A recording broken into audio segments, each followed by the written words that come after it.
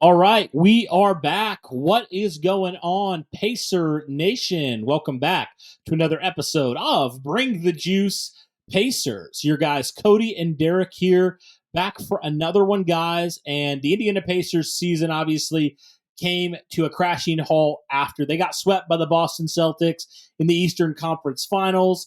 I know Derek talking about just the season that the Pacers had. You know, a season filled with a lot of promise, a lot of exceeding expectations in a lot of ways, but definitely a bummer in how it ended, especially considering the fact that the Pacers had multiple games that they probably should have won in that series, and they probably could have won in a lot of ways and at least kept that series a lot more interesting. But that's neither here or there. The Pacers are done for this season. And so we wanted to kind of talk about, off of the season the Pacers just had, what is kind of some of their outlook moving forward, into the 2025 season, 2024, 2025 season, and kind of like what does that look like for the Indiana Pacers? Because, Derek, this was a team that, a lot of things kind of had to come together really quickly for the Pacers. If you remember, multiple guys that were on the Pacers roster to end the season or had different roles at the end of the season did not have similar roles or weren't on the roster before the season started in the 2023 offseason. So the Pacers did a lot kind of in season in a lot of ways, made some adjustments and things like that. We know, obviously, the biggest one, trading for Pascal Siakam back in January and, kind of having him be their guy moving forward at that power forward position. And obviously, we know with the injury, with the trade of Buddy Hield, the injury to Benedict Mathurin, that kind of forced a guy like Andrew Nembhard to play and to get a lot of experience. A guy that was a second round pick for Indiana, and I think, Derek, we can easily say that through that season and then kind of into the postseason, you really saw Andrew Nembhard being forced into the fire a lot and honestly responding and rising to the occasion a lot of times, especially against the Boston Celtics. You saw Andrew Nembhard and even with Tyrese Halliburton getting injured, Andrew Nembhard was that guy offensively. And you had a lot of these different guys kind of taking on more roles as the season went on, and also guys like Obi Toppin, who got brought over to the Indiana Pacers, who was a starter and then got relegated to the bench, putting some good minutes out of there.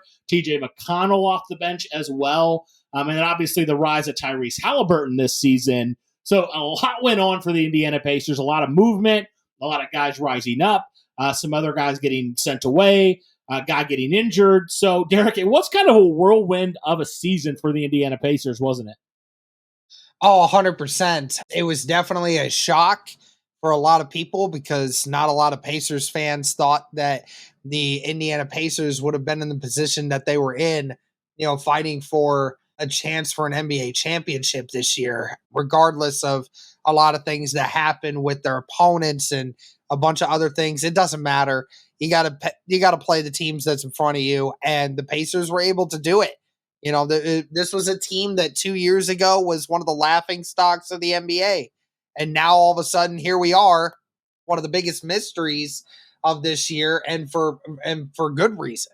And now people are starting to wonder, what are the Pacers going to do to keep up with this momentum that they have going for them right now? So, I mean, it's what we're about to talk about here, but it is nice to see this Pacers team go from who are they drafting at this high draft pick going forward versus like what are some moves that can be made in the offseason to make this team better than what it already is. So it's a nice change of pace for sure.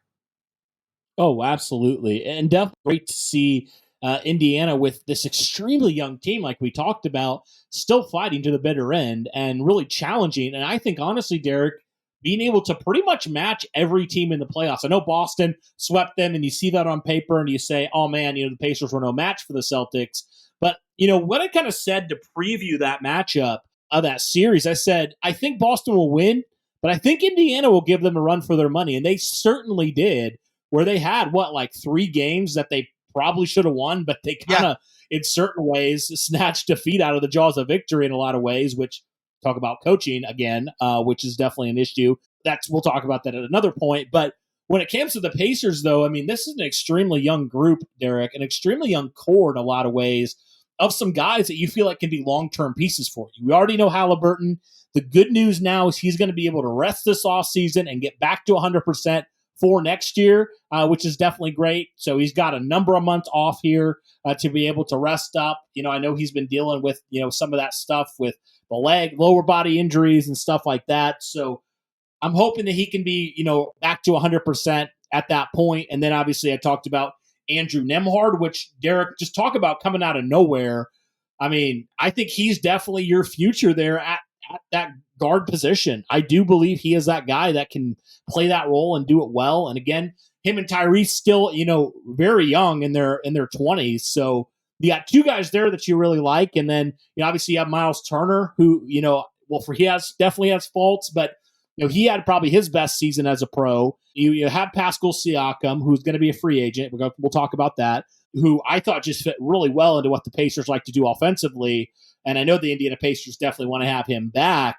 So you have a lot of really good pieces, Derek, that you think moving forward and having kind of a year or really like a couple months of chemistry together. Now that they're going to have an offseason together and they're going to be able to go into the season, hopefully in 2024, they're going to be even better moving forward just from the young guys getting better and also just having Pascal Siakam actually in the system for longer than a couple months. So a lot there when it comes to the Indiana Pacers, but let's kind of jump, man, into some of the things that the Pacers need to do this offseason. And again, we're going to kind of talk about that as things get a little bit closer, guys. Again, this is still pretty early on in the offseason, but kind of looking forward for the Indiana Pacers. As good as they were this past season, as much as they exceeded expectations, I think you said it pretty well, Derek, is like they can't afford to do nothing. They still have to add to this roster, right? Before we talk about some ways that the Pacers can improve, we got to talk about some guys that the Indiana Pacers definitely need to keep. The first guy, definitely, Derek, we got to talk about Pascal Siakam. I mean, you traded for him. You traded multiple first-round picks to acquire him, and he definitely was a guy that you really feel like rose to the occasion. And honestly, when Tyrese Halliburton was dealing with those injuries, he was the best player in a lot of ways for the Indiana Pacers down the stretch of that 2024 season for Indiana. So you definitely have to keep Pascal Siakam for sure. And I just think that's just a necessity, Derek. What are your thoughts on Pascal Siakam and the potential of Indiana keeping him around? I mean, it's no doubt that you obviously want to try to keep this guy around. I mean, the big question mark is, like, how much are you going to pay for him? Are you going to give him a max? I mean, that's kind of what a lot of people are asking themselves with Pascal Siakam. I mean, even from just the top free agents on the board, if you're looking at just the previous average annual salary that he was getting, I mean, he was the sixth highest of the free agents. Now, obviously, that's not including everyone, but I mean, you got James Harden up there, you got LeBron James up there, you got Paul George, Klay Thompson, Tobias Harris. You got some big name guys up there that are free agents this year. And, the numbers are only going to probably continue to go up. It will definitely be a question mark of, what is Siakam going to take? Because I would imagine you wouldn't want to give him the max just because, listen, I get that he is such an important player to this team. Obviously, the stats that you're giving him, he's not the elite of the elite when you're looking at the players, but this is a guy that 100% is going to be getting, 35 plus million next year because he has leverage in the fact that the Indiana Pacers, they were a different team they were a good team without Pascal Siakam, but then they became a really good team with Pascal Siakam out there. And I mean, just looking at the numbers with the Pacers this year for Siakam, actually played the fewest minutes on average throughout the games this year for the Pacers, the lowest amount he's had since the 2017-2018 season, his second year in the league. So, I mean, think about that. He's playing at a much lower minutes per game average right now, but yet is still averaging almost the same amount of points, tied for his best shooting percentage season this year, had his best 3-point shooting percentage year, one of his better years rebounding. So, I mean, this is a guy that 100% was playing at a really great level last year for the Pacers, and you saw the difference in how good offensively he needed to be and how he basically took this team and really fit right into the system. He's one of those guys that can create his own shot. And I will say this, Cody, I think he is one of only 3 players on this team right now, or actually, no, I'll say 4. I'll say 4 that actually can realistically create their own shot all by themselves. That don't need spacing, that don't need, that can actually dribble and do all this other stuff. I mean, Halliburton can do it. I would say Siakam obviously can. Benedict Mathurin can do that, and obviously we were missing Mathurin on the back half of the year. And when it comes to, honestly, for me, TJ McConnell, because McConnell can create his own shot because he's so shifty and he knows how to play body leverage. But outside of that, you don't have many guys that can create their own shot and can dominate offensively the way that Siakam can make you go on a run. Your guards certainly don't do that very well. I mean, listen, Nembhard, give credit to Nembhard, but Nembhard doesn't create his own shots very well. Naismith doesn't do it, so, and Miles Turner, I love that Miles Turner can shoot away from the basket, but he's not creating his own shot. I mean, that's what becomes so relevant to you as an organization, is to have this guy out there to create some offense for you.